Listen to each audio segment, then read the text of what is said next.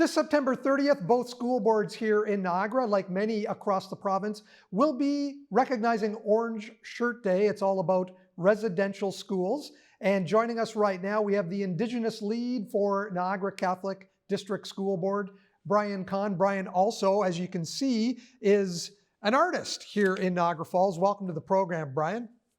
Well, thank you. It's my pleasure to be here. Brian, earlier this week, the falls were lit up in orange to mark the occasion of next week's Orange Shirt Day. Orange Shirt Day is all about a young lady named Phyllis Webstad. Can you tell us the story?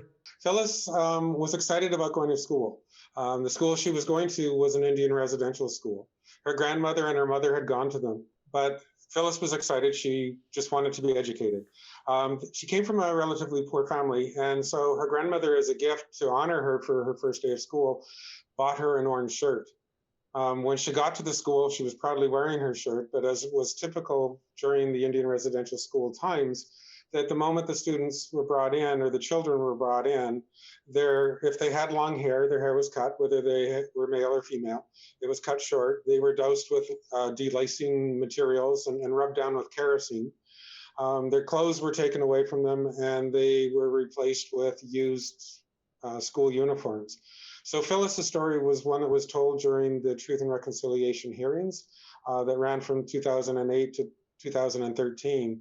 And it resonated, I guess, with a number of people. And as a result of it, the Orange Shirt movement has followed. It's to acknowledge and recognize all that had been taken away. Something as simple as an orange shirt. It was more than that. It was culture, it was history, it was language that had been taken away. It's hard when I look at the history of these schools, it's hard to imagine that they were still taking these children away from their families, putting them in these schools as late as 1997. 96 was when the last school closed in Saskatchewan. So the very first one actually opened up not far from here in Brantford, Ontario, in 1831. And so they operated from that point forward until 1996 when the very last one closed. So in total, 150,000 children went through the system during that time. And at the time of the Truth and Reconciliation hearings, more than half, about 80,000 of the children who were sent to those schools were still alive.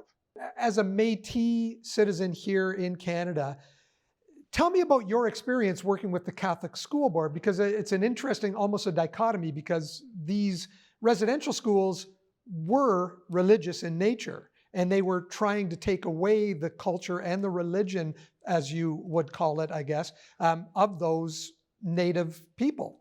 So how does that reconcile itself with the Catholic School Board? Well, the Catholic School Board has been really supportive. I am not a teacher. I do work for the school board. I'm a board staff person. I was hired as a community member. So previously I was part of a group of Indigenous organizations and I was representing the Métis. And we get together on a regular basis with both school boards. We actually meet jointly. And so the Catholic board was the first of the two to actually reach out to community and hire someone from community who was not a teacher. So there's no doubt that there's been some challenges along the way, some differences in culture, and trying to come together as far as understanding one another. But I have had nothing but support. Almost anything that I ask to do is authorized. So I have a fair amount of autonomy when it comes to introducing Indigenous culture into the schools. The Indian residential schools were operated by a number of churches. It wasn't just the Catholic Church. No. One of the issues, though, is if you look at any of the stories that are written or any of the pictures, the moment you see a nun in the background or a sister in the background, you automatically associate that with the Catholics. But the Anglican churches, United churches, Presbyterian churches, and Methodist churches were all part of it. The government found it was easier to get the churches to run. Plus, it dealt with one of the issues: get rid of the savage in the children and bring them to Christianity. And that dates back to when the explorers first came here, under the Pope and King and Queen of Spain. When Columbus left, he left with the doctrine of discovery, and that was any lands that was occupied by inhabitants who were non-Christian, they were considered to be non-human.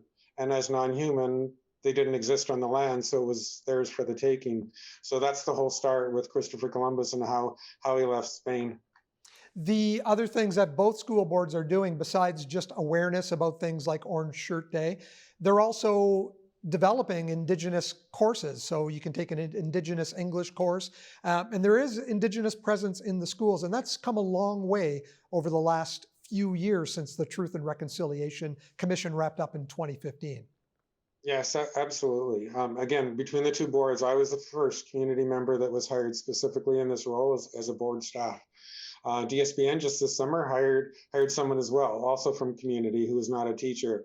So both of us have a significant amount of responsibility in bringing culture, but making sure that we're representing the culture of all nations. On this land that we call Canada, there's over 600 First Nations.